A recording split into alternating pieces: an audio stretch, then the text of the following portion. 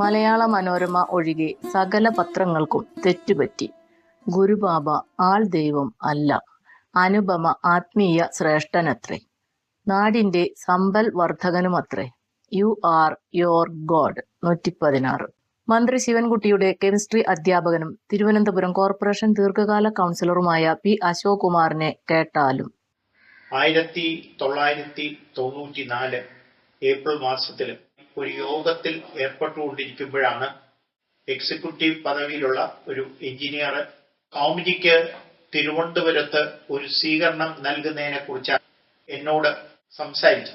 Thiruvananthapuram councillor ആയതുകൊണ്ട് ഞാൻ അതിന് തയ്യാറാണ്. അങ്ങനെ തിരുവനന്തപുരത്ത് വെള്ളയമ്പലത്ത് ജംഗ്ഷൻ സ്വാമിജി വന്നിറങ്ങിയതും തന്നെ സ്വാമിജിയെ ആരവിട്ട് സ്വീകരിക്കുവാൻ ഞാൻ തയ്യാറായി.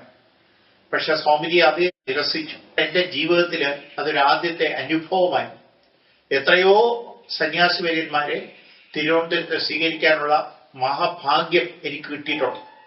പക്ഷെ അവരിൽ നിന്നൊക്കെ വ്യത്യസ്തമായിട്ടാണ് ഒരു സ്വാമിജി അദ്ദേഹത്തെ സ്വീകരിക്കാനായിട്ട് ഹാരവുമായി ചെന്നപ്പോൾ ഹാരം എനിക്ക് വേണ്ട എന്ന് ആദ്യമായി പറയുന്നത്. ചെണ്ടമേളവും പഞ്ചവാദ്യവും അതിഗംഭീരമായ ഒരു സ്വീകരണം സ്വാമിജിക്ക് നൽകാനാണെന്ന് തീരുമാനിച്ചത്. പക്ഷേ പഞ്ചവാദ്യം തുടങ്ങിയപ്പോൾ സ്വാമിജി വിലക്കുകയാണ് ഉണ്ടായത്. ഇതൊക്കെ റോഡിന് തടസ്സമുണ്ടാവും, ഇത് നാട്ടുകാർക്ക് വിഷമമാവും, അതുകൊണ്ട് ഇത്തരം കാര്യങ്ങളൊന്നും ഒരു സന്യാസി വരെ എന്നെ സ്വീകരിക്കുന്ന കാര്യത്തിൽ ഇനി ആവർത്തിക്കാൻ പാടില്ല എന്ന് സ്വാമിജി എന്നെ വിലക്കുകയായിരുന്നു. പക്ഷേ സംഘാടക സമിതി അംഗങ്ങളുടെ നിരന്തരമുള്ള അപേക്ഷയുടെ ഫലമായിട്ട് സ്വാമിജി റോഡിന്റെ ഒരു ഭാഗത്തുകൂടെ ഒതുങ്ങി ട്രാഫിക്കിന് യാതൊരു തടസ്സവും വരാതെ മുന്നോട്ട് പോകുന്നതിനുള്ള അനുമതി ഞങ്ങൾക്ക് നൽകുകയുണ്ടായി. ആ അനുമതി ശിരസ വഹിച്ചുകൊണ്ട് ഞങ്ങൾ ഹാളിലെത്തി. അശോക് കുമാർ സ്വാമിജി എന്ന് പറഞ്ഞത് ഗുരുബാബയെയാണ്. വില നൽകാതെ കിട്ടുന്ന പൂക്കളാൽ കൂലി നൽകാതെ കെട്ടുന്ന പൂമാലയല്ലാതെ വിലയ്ക്ക് വാങ്ങുന്ന പൂമാല ഗുരുബാബ ധരിക്കാറില്ല. ഇത് അശോക് കുമാറിനെ മുന്നേ അറിയിച്ചിരുന്നുമില്ല. വിലയേറിയ ആളുയര കമനീയ റോസാപ്പൂമാല 2 പേരുടെ സഹായത്തോടെ അശോക് കുമാർ അണിയിക്കാൻ വന്നപ്പോഴാണ് ഗുരുബാബ വിലക്കിയത്. തിരുവനന്തപുരം വെള്ളയമ്പലം ജംഗ്ഷനിൽ നിന്ന് ഘോഷയാത്രയായി ഗുരുബാബയെ ഹാളിലേക്ക് ആനയിക്കുന്നതിന് KSRTC ബസ്സടക്കമുള്ള വാഹനങ്ങൾ പോലീസുകാർ മെയിൻ റോഡിൽ തടഞ്ഞിട്ടിരുന്നു. പഞ്ചവാദ്യക്കാർ റോഡിൽ നിരന്നാണ് നിന്നിരുന്നത്. ഇത് കണ്ടതോടെ പിണങ്ങിയ ഗുരുബാബ ദർശനം റദ്ദാക്കുമെന്ന് പറഞ്ഞ് കാറിൽ കയറിയിരുന്നു. പഞ്ചവാദ്യക്കാരും ഘോഷയാത്രയ്ക്കെത്തിയവരും റോഡരികിൽ ഒറ്റവരിയായി നിന്ന ശേഷമാണ് തടഞ്ഞിട്ടിരുന്ന സകല വാഹനങ്ങളും കടത്തിവിട്ട ശേഷവുമാണ് ഗുരുബാബ വീണ്ടും കാറിൽ നിന്നിറങ്ങിയത്. ഗുരുബാബ ആൾ ദൈവമായിരുന്നെങ്കിൽ വിലയേറിയ ആളുയര കമനീയ റോസാപ്പൂമാലയണിഞ്ഞ് ഇരുപുറവും വാഹനങ്ങൾ തടഞ്ഞിട്ടതോടെ തടിച്ചുകൂടിയ മനുഷ്യരുടെ ശ്രദ്ധയും ശാപവും പിടിച്ചുപറ്റില്ലേ. മെയിൻ റോഡിൽ നിരന്നു നിറഞ്ഞ പഞ്ചവാദ്യ സഹിത ഘോഷയാത്രക്കാരുടെ അകമ്പടിയോടെ മുടിഞ്ഞ അഹങ്കാരത്തോടെ ഗുരുബാബ മെല്ലെ നടന്ന് ഹാളിലെത്തുമായിരുന്നില്ലേ. അശോക് കുമാറിന്റെ ഭാര്യയും ISR ഓഫീസറുമായിരുന്ന കോമുവിനെ കേട്ടാലും. വളരെയധികം സന്യാസിമാരുമായിട്ട് ഞാനും അടുത്ത് ഇടപഴകിയിട്ടുമുണ്ട്. പക്ഷെ അതിൽ നിന്നെല്ലാം വ്യത്യസ്തനായ ഒരു സന്യാസി വര്യനാണ് സ്വാമിജി. സ്വാമിജി അന്ന ദിവസം സന്യാസിമാർക്ക് ഒരുക്കുന്ന രീതിയിൽ വളരെ നല്ല രീതിയിൽ ഒരു മുറി ഒരുക്കി വച്ചിരുന്നു. അതൊന്നും അല്ലാതെ കൊണ്ടുവന്ന ഒരു ഷീറ്റ് വിരിച്ച് തുടങ്ങുന്ന ആ അനുഭവം തൊട്ട് ഞങ്ങൾക്ക് വളരെ അതിശയമാണ് സ്വാമിജിയുടെ കാര്യത്തിൽ ഉണ്ടായിട്ടുള്ളത്. പിന്നീട് ഓരോ കാര്യങ്ങളും എല്ലാ സന്യാസിമാരിൽ നിന്നും തികച്ചും വിഭിന്നമായിട്ടുള്ള ഒരു വ്യക്തിത്വമാണ് സ്വാമിജിയിൽ എന്ന് എടുത്തു പറയാതിരിക്കാൻ വയ്യ. കോമു സ്വാമിജി എന്ന് പറഞ്ഞത് ഗുരുബാബയെയാണ്. പഴയ കിടക്കയിൽ ഗുരുബാബ കിടക്കുന്നത് ശരിയല്ലെന്ന് കരുതിയ കോമു ഡൺലപ്പിന്റെ കനവും വിലയും കൂടിയ പുതിയ കിടക്കയും തലയിണയും വാങ്ങിച്ച് പുതിയ ബെഡ്ഷീറ്റും വിരിച്ചിരുന്നു. എന്നിട്ട് കട്ടിലിൽ കിടക്കാതെ സ്വന്തം ജീർണിച്ച ഷീറ്റിൽ ഗുരുബാബ വെറും തറയിൽ കിടന്നപ്പോൾ അശോക് കുമാറും കോമുവും ഞെട്ടി. ഗുരുബാബ ആൾ ദൈവമായിരുന്നെങ്കിൽ പുത്തൻ കിടക്കയിൽ സസന്തോഷം സസുഖം ഉറങ്ങില്ലേ. 1993 വാടാനപ്പള്ളിയിൽ സ്ഥാപിച്ച ആശ്രമം നിർത്തിയ ശേഷം ഗുരുബാബ 1995 അശോക് കുമാറിന്റെ വീട്ടിൽ താമസിക്കാനെത്തിയപ്പോൾ മുറിയിൽ നിന്ന് കട്ടിൽ മാറ്റേണ്ടിയും വന്നു. ഈ തിരുവനന്തപുരത്ത് എല്ലാ സന്യാസി വര്യന്മാരുമായിട്ട് ബന്ധപ്പെട്ടിട്ടുണ്ട്, വളരെ വലിയ യോഗികളുമായിട്ട് ബന്ധപ്പെട്ടിട്ടുണ്ട്. പക്ഷെ അവിടെ ഒന്നും കാണാൻ കഴിയാത്ത കാര്യമാണ് സ്വാമിജിയിലൂടെ എനിക്ക് കാണാൻ കഴിഞ്ഞത്. അത് വലിയൊരു മഹത്തായ കാര്യമായിട്ട് ഞാൻ കരുതുന്നു. ആ സ്വാമിജിയുടെ പാദങ്ങളിൽ എത്ര നമസ്കരിച്ചാലും മതി വരില്ല. തീർച്ചയായും തെരഞ്ഞെടുപ്പില് സ്വാമിജിയുടെ നിർദ്ദേശപ്രകാരം സ്വാമിജി പറയുന്ന ഡ്രസ്സ് പോലും ധരിച്ചുകൊണ്ടാണ് ഞാൻ പ്രചരണത്തിന് പോയിട്ടുള്ളത്. അതിലൊക്കെ എനിക്ക് കിട്ടിയിട്ടുള്ളത് വൻ വിജയമാണ്. വൻ ഭൂരിപക്ഷത്തോടുകൂടി, മുമ്പുണ്ടായതിനേക്കാൾ നല്ല ഭൂരിപക്ഷത്തോടുകൂടി ജനങ്ങൾ എന്നെ തിരഞ്ഞെടുക്കാനുണ്ടായത്. അത് എനിക്കുണ്ടായ വ്യക്തിപരമായ ഒരു അനുഭവം. അശോക് കുമാർ സ്വാമിജി എന്ന് പറഞ്ഞത് ഗുരുബാബയെയാണ്. ഗുരുബാബയെ ആൾദൈവമെന്ന് നിന്ദിക്കാത്ത ഏക പത്രമായ മലയാള മനോരമയടക്കം സകല പത്രങ്ങളും മഹാശ്രേഷ്ഠരെന്ന് പ്രകീർത്തിച്ചു വരുന്ന സന്യാസിനികളിൽ നിന്നും തികച്ചും വിഭിന്നമാണ് ഗുരുബാബയെന്ന് അശോക് കുമാറും ഭാര്യ കോമുവും പറഞ്ഞത് 1995 മുതൽ ഗുരുബാബ വീട്ടിൽ ഒന്നിച്ചു വസിച്ചിരുന്നതിനിടെ നേരിലറിഞ്ഞ വിവിധ വിഭിന്ന അനുഭവങ്ങളാലാണ്. ഗുരുബാബ ആൾദൈവമായിരുന്നെങ്കിൽ മന്ത്രി ശിവൻകുട്ടി അടക്കം അനേകം പ്രമുഖരുൾപ്പെടുന്ന വമ്പിച്ച ശിഷ്യസമ്പത്തുള്ള 1/4 നൂറ്റാണ്ടിലേറെക്കാലമായി തിരുവനന്തപുരം കോർപ്പറേഷൻ കൗൺസിലറുമായ അശോക് കുമാറും ഭാര്യ കോമുവും ഗുരുബാബ അനുപമ ആത്മീയ ശ്രേഷ്ഠനാണെന്ന് പറയുമോ? ഗുരുബാബയെ ആൾദൈവമെന്ന് ഒരിക്കലും പഴിക്കാത്തതും ഗുരുബാബ പ്രസ്ഥാനത്തിന് അപകീർത്തികരമായ അസത്യ വാർത്തകൾ ഒരിക്കലും പ്രസിദ്ധീകരിക്കാത്തതും മലയാള മനോരമ മാത്രമാണ്. ഭൂമിയിലെ ഏക പരമ ധാർമ്മിക ദരിദ്രനായ ഗുരുബാബയെ ആൾദൈവമെന്ന് ഏറ്റവും ആദ്യവും ഏറ്റവും അധികവും പഴിച്ചതും ഗുരുബാബ പ്രസ്ഥാനത്തിന് അപകീർത്തികരമായ അസത്യ വാർത്തകൾ ഏറ്റവും അധികം പ്രസിദ്ധീകരിച്ചതും പ്രമുഖ ദരിദ്രപക്ഷ പത്രമാണ്. മലയാള മനോരമയെ മുത്തശ്ശിപത്രമെന്ന് സദാ പഴിക്കുന്ന ഇതേ ദരിദ്രപക്ഷ പത്രം മാത്രമാണ് ഗുരുബാബ ആത്മീയ വിരുദ്ധനാണെന്ന് ആക്ഷേപിച്ചിട്ടുള്ള ഏക പത്രവും. ഗുരുബാബ ആൾദൈവമാണെന്ന് പഴിച്ച സകല പത്രങ്ങൾക്കും തെറ്റുപറ്റിയെന്നും പ്രമുഖ ദരിദ്രപക്ഷ പത്രം പഴിച്ചതുപോലെ ഗുരുബാബ ആത്മീയ വിരുദ്ധനല്ലെന്നും നാടിന്റെ സമ്പൽ വർദ്ധകനാണെന്നും തിരിച്ചറിഞ്ഞാലും വിവേകികൾക്ക് ഈ മഹൽ സത്യം വസ്തുനിഷ്ഠമായി തിരിച്ചറിയുന്നതിന് ക്രൈസ്തവ ആത്മീയ വക്താവും തൃശൂർ അമല മെഡിക്കൽ കോളേജ് ഡയറക്ടറുമായ ഫാദർ ജൂലിയസ് അറക്കലിന്റെ ഒരു പ്രസ്താവന ഉപകരിക്കും.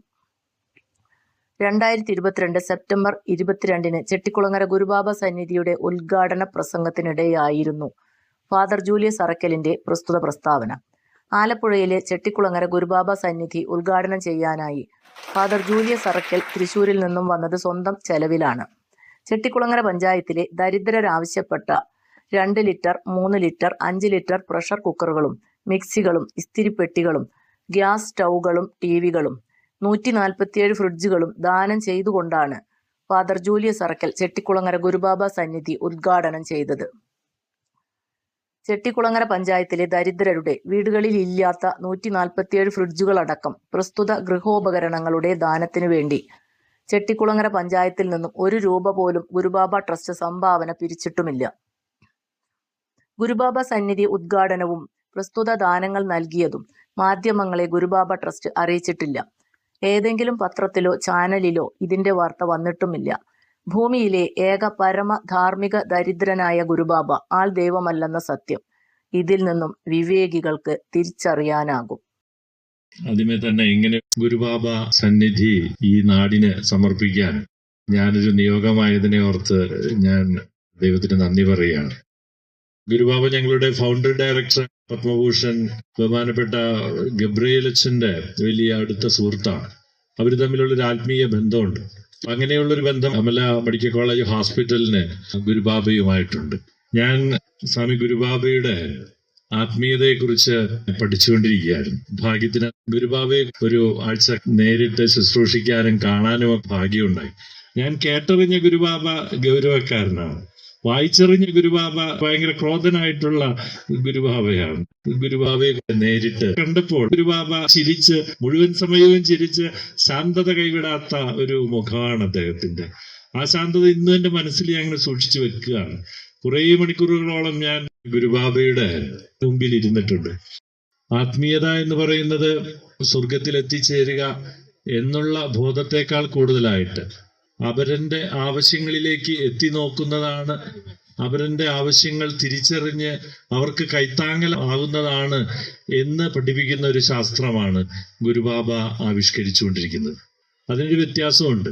അവിടെ മതങ്ങളില്ല, ജാതിയില്ല, അടുത്ത് കിട്ടിയപ്പോൾ ഞാൻ ഗുരുബാബയോട് ചോദിച്ചു, ആരാണ് പ്രതിഷ്ഠ, ആരെ പ്രതിഷ്ഠിച്ചിട്ടാണ് പ്രാർത്ഥിക്കാറ്? ഗുരുബാബ നീണ്ട ചിരിക്ക് ശേഷം എഴുതി കാണിച്ചു, വെള്ളിയാഴ്ച 5 നേരം നിസ്കരിക്കുന്ന ആളാണ്, ഞായറാഴ്ച 1 മണിക്കൂർ പ്രൈസ് ആൻഡ് വർഷിപ്പ് നടത്തുന്ന ആളാണ്, മറ്റു ദിവസങ്ങളിലൊക്കെ ഉപവസിക്കുന്ന ആളാണ്. പ്രതിഷ്ഠകളെ കുറിച്ചല്ല ഗുരുബാബ പറഞ്ഞത്. ഇനി ഇതിന്റെ മറ്റൊരു ശാസ്ത്രവും കൂടി ഗുരുബാബ എന്നെ പഠിപ്പിച്ചു. നമ്മൾ ഉപവസിക്കുമ്പോൾ മിച്ചം വരുന്ന പണം കൊണ്ട് മറ്റുള്ളവരെ സഹായിക്കുന്നു. എനിക്കറിയാത്തൊരു വശം ഗുരുബാബ എന്നെ കാണിച്ചു തന്നത്, ഞാൻ ഒരു ദിവസം ഒരു വറ്റ് ചോറ് ഉപേക്ഷിക്കുമ്പോൾ അത് ഈ നാടിന്റെ സമ്പത്തായിട്ട് മാറും. ഞാനൊരു സമ്പത്ത് സൂക്ഷിക്കുകയാണ്. ഗുരുബാബ ഉപവസിക്കുന്നത് ആത്മീയാഭിവൃദ്ധിക്ക് വേണ്ടി മാത്രമല്ല, മറ്റുള്ളവരെ സഹായിക്കാൻ വേണ്ടി മാത്രമല്ല, ഈ നാടിന്റെ സമ്പദ് വ്യവസ്ഥ നിലനിർത്താൻ കൂടി വേണ്ടിയാണ്. ഈ നാട് മുഴുവനൊന്ന് ഉപവസിച്ചാൽ ഈ നാട് സമ്പന്നമാകും എന്നുകൂടെ ഗുരുബാബ ആഗ്രഹിക്കുന്നുണ്ട്. ആത്മീയതയ്ക്ക് മറ്റൊരു മാനം കൊടുത്ത വ്യക്തിയാണ് ഗുരുബാബ. ഞായറാഴ്ചകളിലെ ക്രൈസ്തവ പ്രാർത്ഥന 1 മണിക്കൂറാണെന്നല്ല, ഒരു യാമമെന്നാണ് 2020 മേയിൽ ഫാദർ ജൂലിയസ് അറക്കലിന് ഗുരുബാബ എഴുതി കാണിച്ചിരുന്നത്. ഞായറാഴ്ച തോറും പുലർച്ചെ 3 മണി മുതൽ 6 മണി വരെ ഒരു യാമം ഹല്ലേലൂയ ജപം ഗുരുബാബ ആരംഭിച്ചത് 1980 ഈസ്റ്ററിനാണ്. 1985 മുതൽ ക്രൈസ്തവരുടെ അമ്പോയമ്പ് ഗുരുബാബ നോറ്റുവരുന്നുമുണ്ട്. മാത്രമല്ല, ഡിസംബർ 1 മുതൽ 25 വരെ ക്രൈസ്തവരുടെ 25 നാൾ നൊയമ്പ് 2024 മുതൽ ഗുരുബാബ ആരംഭിക്കുന്നുമുണ്ട്. വെള്ളിയാഴ്ച തോറും 5 നേരം വീതം നിസ്കാരം ഗുരുബാബ തുടങ്ങിയതും 1980 റമദാനിലെ ആദ്യ വെള്ളിയാഴ്ച മുതൽക്കാണ്. മാത്രമല്ല, റമദാൻ മാസത്തിൽ പൗർണമി മുതൽ അമാവാസി വരെ 2 ആഴ്ച റമദാൻ നോമ്പ് ഗുരുബാബ നോൽക്കുന്നുമുണ്ട്. ഫാദർ ജൂലിയസ് അറക്കൽ നടത്തിയ ഗൃഹോപകരണങ്ങളുടെ ദാനത്തോടെ സമാരംഭിച്ച ഗുരുബാബ സന്നിധി ഉദ്ഘാടനം പര്യവസാനിച്ചത് ക്രൈസ്തവ, ഇസ്ലാം, ഹൈന്ദവ ആത്മീയ പ്രഭാഷണങ്ങളോടെയുമാണ്. തൃശൂർ അമല മെഡിക്കൽ കോളേജിലെ ഏറ്റവും പ്രശസ്ത ഡോക്ടറും അസിസ്റ്റന്റ് പ്രൊഫസറും അനുഗ്രഹീത ബൈബിൾ പണ്ഡിതനും ഞായറാഴ്ച തോറും സ്വന്തം ഇടവക പള്ളിയിലെ വേദ അധ്യാപകനുമായ ഡോക്ടർ സോജൻ കെ ജോർജായിരുന്നു ക്രൈസ്തവ ആത്മീയ പ്രഭാഷകൻ. അനുഗ്രഹീത ഖുർആൻ പണ്ഡിതനും കേരള സ്റ്റേറ്റ് ജവഹർ ബാലഭവൻ ഡയറക്ടറുമായ TMA ഫറൂഖ് സഖാഫിയായിരുന്നു ഇസ്ലാം ആത്മീയ പ്രഭാഷകൻ. ഹൈന്ദവ ദർശന വ്യാപൃതനും അമാവാസ്യ ഉപാസകനുമായിരുന്ന പട്ടാമ്പി രാജഗോപാലരുവായിരുന്നു ഹൈന്ദവ ആത്മീയ പ്രഭാഷകൻ. ഗുരുബാബയെ ആൾ ദൈവമെന്ന് മുദ്രയടിക്കുകയും ഗുരുബാബ പ്രസ്ഥാനത്തിന് അപമാനകരമായ അസത്യ വാർത്തകൾ പ്രസിദ്ധീകരിക്കുകയും ഗുരുബാബ ആൾ ദൈവമാണെന്ന ധാരണ തുടരുകയും ചെയ്യുന്ന സകല പത്രങ്ങളെയും അളവറ്റ നന്ദിയോടെ ഇവിടെ അഭിനന്ദിക്കേണ്ടിയിരിക്കുന്നു. ദുർബല പടർവള്ളിക്ക് വളരാൻ പത്തലും തുടർന്ന് പടർന്നു പന്തലിക്കാൻ പന്തലും അനിവാര്യമാണ്. എന്നാൽ ബലത്ത പനയുടെ തൈക്ക് വളരാൻ പത്തലോ ഉയരാൻ പന്തലോ ആവശ്യമില്ല. മതരഹിത സംശുദ്ധ ആത്മീയതയുടെ അടിസ്ഥാന അനുഷ്ഠാനങ്ങളായ മൗനവും ഉപവാസവും തന്നെയാണ് ഗുരുബാബ പ്രസ്ഥാനത്തിൻ്റെയും അടിസ്ഥാന അനുഷ്ഠാനങ്ങൾ. ഇതിനാൽ ഗുരുബാബ പ്രസ്ഥാനത്തിൻ്റെ നിലനിൽപ്പിനും വളർച്ചയ്ക്കും പ്രശസ്തിക്കും ഉപകരിക്കുന്നതായ മാധ്യമങ്ങൾ, ജനപ്രതിനിധികൾ, ഹൈന്ദവ സംഘടനകൾ എന്നിവരുടെ സഹായം ഗുരുബാബ പ്രസ്ഥാനത്തിന് ആവശ്യമില്ല. 1993 വാടാനപ്പള്ളിയിൽ ആശ്രമം ഗുരുബാബ സ്ഥാപിച്ചത് ഈ കർശന നിഷ്കർഷയോടെയാണ്. ജന്മന കീർത്തി വൈരി ആയതിനാൽ കാലശേഷമല്ലാതെ ലോകരിൽ എത്തരുതെന്ന ഗുരുബാബയുടെ നിലപാടിൽ അയവിനിടയായ സംഭവ വികാസങ്ങളിൽ മലയാള മനോരമ ഒഴികെ സകല പത്രങ്ങളും പ്രസിദ്ധീകരിച്ച അസത്യ വാർത്തകളും ഉൾപ്പെടും. ഇതിനാലാണ് ഗുരുബാബ പ്രസ്ഥാനത്തിന് അപകീർത്തികരമായ അസത്യ വാർത്തകൾ പ്രസിദ്ധീകരിച്ച സകല പത്രങ്ങളും അഭിനന്ദനം അർഹിക്കുന്നത്. പ്രശസ്തി ഭയന്നാണ് 37 കൊല്ലങ്ങളായി ഗുരുബാബ അന്തർമുഖിയായി കഴിയുന്നത്. ഇതിനാൽ പ്രശംസകൾ ഒഴിവാക്കാനായാണ് ഈ യൂട്യൂബ് ചാനലിലെ കമന്റ് ബോക്സ് ടേൺ ഓഫ് ചെയ്തിരിക്കുന്നത്. എന്നാൽ ആർക്കും നെഗറ്റീവ് കമന്റ്സ് ഗുരുബാബയുടെ 9188879111 വാട്സാപ്പ് സ്വകാര്യ മൊബൈലിൽ ഫോണിലേക്ക് അയക്കാം. ഞങ്ങളത് കമന്റ് ബോക്സിൽ ഇടുന്നതായിരിക്കും. ഗുരുവായൂർ ക്ഷേത്രത്തിൽ നിന്നും മമ്മിയൂർ ക്ഷേത്രത്തിലേക്ക് പോകുന്ന മെയിൻ റോഡരികിലാണ് ഗുരുബാബയുടെ സന്നിധാനവും അന്ത്യശരണം ദക്ഷിണേശ്വര ക്ഷേത്രവും. നിന്റെ ദൈവം നീയത്രേ അഥവാ യു ആർ യുവർ ഗോഡ് എന്ന ഈ യൂട്യൂബ് ചാനലിലെ 116 എപ്പിസോഡ് ഉപസംഹരിക്കുന്നു. നന്ദി, നമസ്കാരം.